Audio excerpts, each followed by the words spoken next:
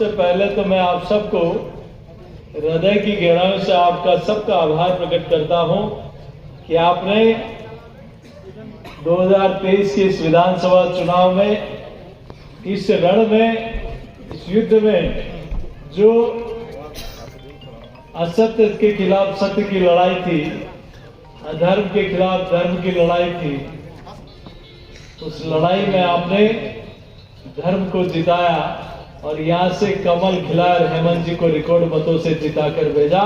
इसके लिए मैं आप सबका वंदन करता हूं, अभिनंदन करता हूं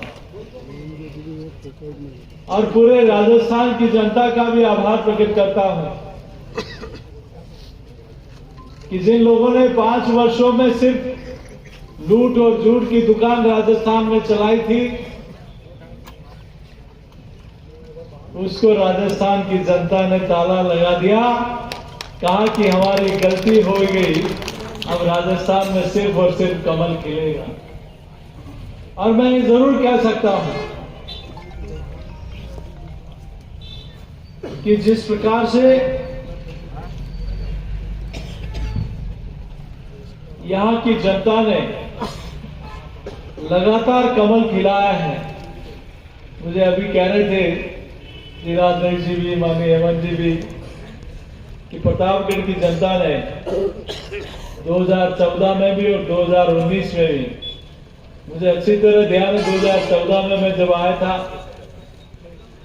तो आदरणीय नंदलाल जी मीणा साहब मंत्री थे, हरनौत में एक सम्मेलन हुआ और एक जगह सम्मेलन करके कहा कि ये बस कार्यकर्ताओं की बैठक सम्मेलन हो गया, अब आप जाओ दूसरी विधानसभा देखो, यहां से 50,000 मतों से कमल पार्टी को विजय बनाएंगे। मैंने कहा मैं आऊंगा नहीं और कैसे, और 50,000। और आप देखो कि उस समय प्रतापगढ़ ने भी 50,000 से ज्यादा का रिकॉर्ड बनाया। और आप सब ने, उन्होंने जो इस क्षेत्र की सेवा की, उसी का पुण्य प्रताप है कि भगवान महादेव ने, गौतमेश्वर महादेव ने और दिल्ली में मोदी जी ने प्रतापगढ़ को फिर से कैबिनेट मंत्री का दर्जा दिया। और मैं विश्वास के साथ कह सकता हूं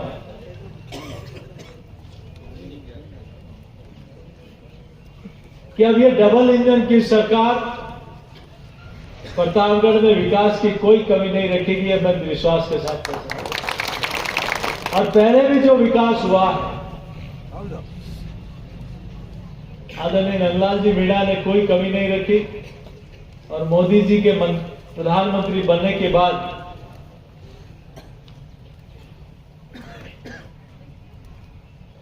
इन पिछले 10 सालों में मैं दावे के साथ कह सकता हूं कि जो काम हुआ है, हमारा जो ये क्षेत्र है,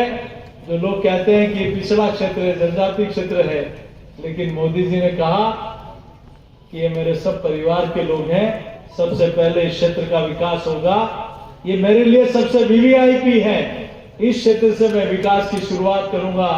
मैं जिस गरीब के पास मकान नहीं उसका मकान बनाऊंगा, जिसके घर में गैस का कनेक्शन नहीं है वो गैस का कनेक्शन देंगे, सबका बैंक में खाता खुलाएंगे, जिसको अनाज की समस्या है उनको मुफ्त में अनाज देंगे, उनके घर में अगर बिजली का कनेक्शन नहीं है तो बिजली का कनेक्शन भेजाएंगे, गांव में बिजली की व्यवस्था नहीं है तो ट्रांसफार्मर लगाकर नई व्यवस्था करेंगे, हर किसान का किसान सम्मान निधि के माध्यम से पैसा देंगे, आयुष्मान योजना में 5 लाख तक का मुफ्त में इलाज करेंगे, हर पंचायत में 12वीं का स्कूल खोलेंगे, यहाँ गांव में चिकित्सा की व्यवस्था सुदृढ़ करेंगे। मैं सोचता हूं ये काम अगर पिछले 60 वर्षों में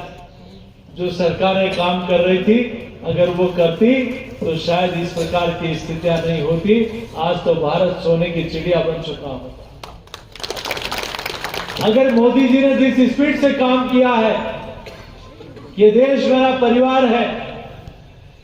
और चाहे गरीब हो, महिला हो, युवा हो, किसान हो, उनके उत्थान और कल्याण को लेकर जिस प्रकार से काम किया है, इसलिए मोदी जी ने वादे नहीं दिए, नारे नहीं दिए, वो काम करके दिखाया। ये सरपंच साहब हमारे कई जनप्रतिनिधि बैठे हैं, आप रिकॉर्ड उठाओ पिछले 50-60 सालों का, और इन 10 सालों का मैं दावे के साथ कह सकता हूं, चाहे आवास हो, शौचालय हो, बैंक के खाते हो, चाहे मुफ्त में अनाज मिलना हो, चाहे उज्ज्वला का कनेक्शन हो, उन 60 सालों पर मोदी जी के 10 साल भारी दिखाई देंगे।